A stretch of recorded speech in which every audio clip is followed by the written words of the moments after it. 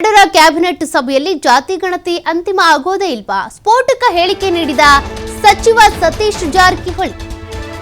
ರಾಜ್ಯದಲ್ಲಿ ಹಾಗಾದ್ರೆ ಇನ್ನು 1 ವರ್ಷ ಜಾತಿ ಗಣತಿ ಜಾರಿ ಮಾಡೋದೇ ಇಲ್ವಾ? ಹಾಗೆ ಪೆಂಡಿಂಗ್ ಇಟ್ಕೋತಾರಾ?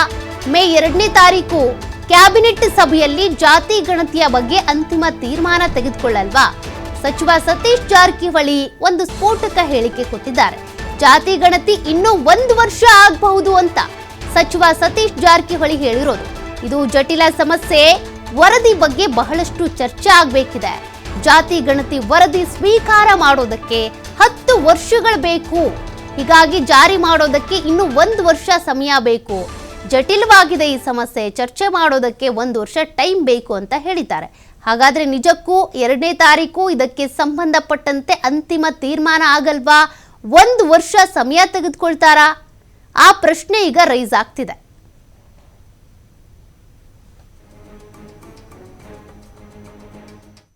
ಪುನರ್ ಆಗೋಲ್ಲ. ಅದೇನು ನಾಳೆ ಆಗುವಂಥದ್ದಲ್ಲ, ಇನ್ನೊಂದು ವರ್ಷ ಆದ್ರೂ ಆಗ್ಬೋದು. ಅದೇನು ನೀವೇನು ನಾಳೆ ಮಾಡಿ ಹಂಗೆ ಅದಲ್ಲ, 1 ವರ್ಷ ಆದ್ರೂ ಆಗ್ಬೋದು. ಯಾಕಂದ್ರೆ ಸಮಸ್ಯೆ ಇದೆ, ಜಟಿಲವಾಗಿದೆ. ನಮ್ಮ ಸರ್ ಹೇಳ್ದಂಗೆ ಎಲ್ಲರನ್ನೂ ವಿಶ್ವಾಸ ತೆಗೆದುಕೊಳ್ಬೇಕು, ಎಲ್ಲರನ್ನೂ ಸಮಾಧಾನ ಮಾಡ್ಬೇಕಂದ್ರೆ ಭಾಳಷ್ಟು ಸಭೆಗಳಾಗಬೇಕು. ಭಾಳಷ್ಟು ಅವರ ಸರ್ಕಾರ ಕೂಡ ಭಾಳಷ್ಟು ಕಾಂಪ್ರಮೈಸ್ ನೇಚರ್ನಲ್ಲಿ ಇರಬೇಕಾಗ್ತೈತೆ. ಯಾಕಂದ್ರೆ ಇದು ಏಕಾಏಕಿ ಮಾಡೋದು ಅಲ್ವೇ ಅಲ್ಲ. ಯಾಕಂದ್ರೆ 10 ವರ್ಷ ನಂತರ ಅದನ್ನು ಸರ್ಕಾರ ವರದಿ ಒಪ್ಪಿಸಿದೆ. 2 ವರ್ಷ ನಂತರ ನಾವು ತೆಗೆದುಕೊಂಡಿದ್ದೇವೆ. ನಮ್ಗೆ ಇನ್ನೊಂದು ಸ್ವಲ್ಪ 1 ವರ್ಷ ಚರ್ಚೆ ಆದ್ರೆ ಏನು ಆತಂಕ ಪಡುವಂಥದ್ದು ಏನಿಲ್ಲ, ಅಂಥದ್ದು ಅರ್ಜೆಂಟು ಏನಿಲ್ಲ. ಸೊ ಭಾಳ ಸಾವಧಾನವಾಗಿ ಹೋಗ್ಬೇಕಾಗುತ್ತೆ. ಎಲ್ಲರನ್ನು ವಿಶ್ವಾಸ ತೆಗೆದುಕೊಳ್ಬೇಕಾಗುತ್ತೆ.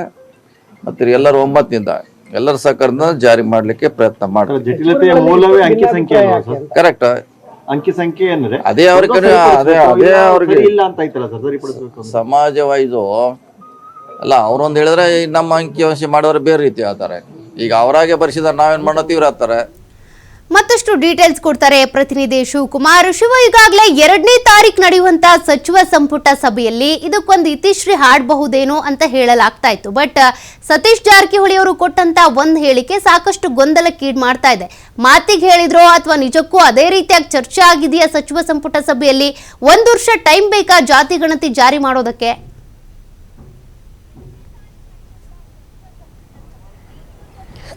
ಸೌಖ್ಯ, ನಿನ್ನೆ ಮುಖ್ಯಮಂತ್ರಿಗಳ ನೇತೃತ್ವದಲ್ಲಿ ನಡೆದಂತಹ ಸಚಿವ ಸಂಪುಟ ಸಭೆಯಲ್ಲಿ ಜಾತಿ ಗಣತಿಯ ವರದಿಯ ಬಗ್ಗೆ ಸಮಗ್ರವಾಗಿ ಚರ್ಚೆಯಾಗಿದೆ. ಅಲ್ಲಿ ಪರ ವಿರೋಧ ಅಭಿಪ್ರಾಯಗಳು ಕೂಡ ವ್ಯಕ್ತವಾಗಿದೆ. ಲಿಂಗಾಯತ ಮತ್ತು ಒಕ್ಕಲಿಗ ಸಮುದಾಯದ ಸಚಿವರು ತೀವ್ರವಾಗಿ ವಿರೋಧವನ್ನು ವ್ಯಕ್ತಪಡಿಸಿದ್ದಾರೆ. ವೈಜ್ಞಾನಿಕವಾಗಿಲ್ಲ, ವೈಜ್ಞಾನಿಕವಾಗಿ ನೀವು ಮತ್ತೊಮ್ಮೆ ಸಮೀಕ್ಷೆಯನ್ನು ಮಾಡಿಸಿ ಆ ವರದಿಯನ್ನು ಬೇಕಾದರೆ ಅನುಷ್ಠಾನಕ್ಕೆ ತನ್ನಿ. ಅದಲ್ಲದೆ ಈಗ ಕಾಂತರಾಜ್ ಅವರ ವರದಿಯನ್ನು ಯಥಾವತ್ತು ತಂದಿದ್ದೆ ಆದರೆ ನಮ್ಮ ಸಮುದಾಯಕ್ಕೆ ಅನ್ಯಾಯ ಆಗುತ್ತೆ ಅಂತೇಳಿ ನಮ್ಮ ಶಾಸಕರು ಮತ್ತು MLCಗಳು ನನ್ನ ಗಮನಕ್ಕೆ ತಂದಿದ್ದಾರೆ. ನಾನು ಅವರ ಜೊತೆ ಸಭೆಯನ್ನು ನಡೆಸಿದ್ದೆ. ಅವರಿಗೆ ನಮ್ಮ ಸಮುದಾಯದ ಜನರು ಅವರ ಮೇಲೆ ಒತ್ತಡವನ್ನು ತರ್ತಾ ಇದ್ದಾರೆ. ಹಾಗಾಗಿ ಈ ವರದಿಯನ್ನು ಅನುಷ್ಠಾನ ಮಾಡೋದು ಬೇಡ ಅನ್ನುವಂಥ ಅಭಿಪ್ರಾಯವನ್ನು DCM DK ಶಿವಕುಮಾರ್ ಅವರು ವ್ಯಕ್ತಪಡಿಸಿದರು. ಆ ಕಡೆ SS ಮಲ್ಲಿಕಾರ್ಜುನ್ MB ಪಾಟೀಲ್ ಅವರು ಕೂಡ ಅದೇ ವಾದವನ್ನು ಹೇಳಿದರು. ಒಳಪಂಗಡಗಳನ್ನು ವರ್ಗೀಕರಣ ಮಾಡಲಾಗಿದೆ, ಎಲ್ಲವನ್ನೂ ಕೂಡ ಒಟ್ಟಿಗೆ ಸೇರಿಸಿಲ್ಲ, ಹಾಗಾಗಿ ಸಮುದಾಯದ ಜನಸಂಖ್ಯೆ ಕಡಿತ ಆಗಿದೆ ಅನ್ನುವಂಥ ಅಭಿಪ್ರಾಯವನ್ನು ಅವರು ಕೂಡ ವ್ಯಕ್ತಪಡಿಸಿದರು.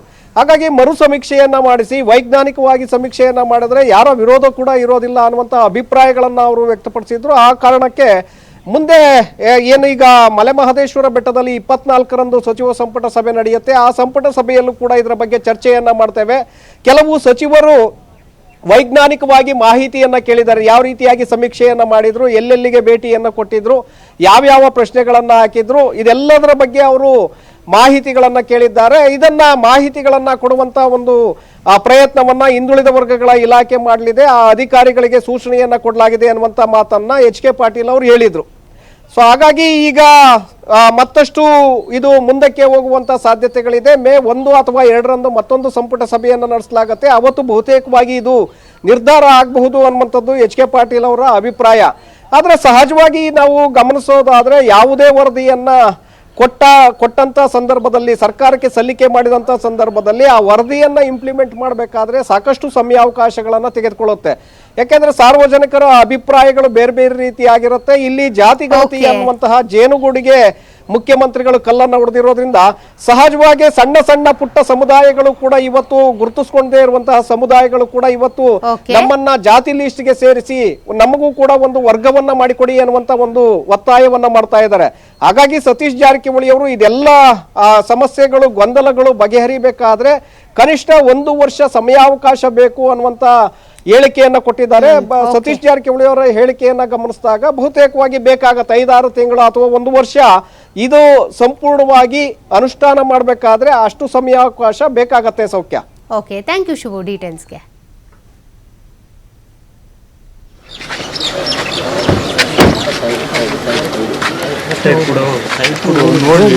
Okay, thank you.